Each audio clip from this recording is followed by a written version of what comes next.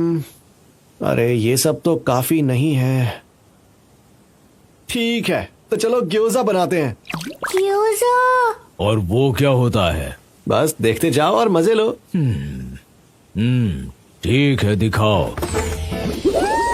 Master जल्दी करो, जल्दी करो। ठीक है, चलो ऑनलाइन ग्रोसरी देखते हैं। हमें डम्पलिंग्स बनाने के थोड़े सामान की जरूरत पड़ेगी। इस स्किल से हमेशा फायदा ही हुआ है। ओह, यहाँ पर वाग्यू मीट भी है। सुई को भी देखना है। मैं आज कोई भी फालतू चीज नहीं मंगवाने वाला, सिर्फ काम की चीज मंगवाऊंगा।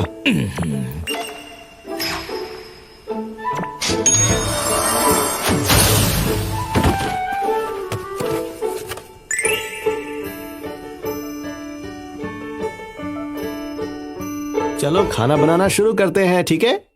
सबसे पहले सब्जियां काटेंगे। अब हम मीट को एक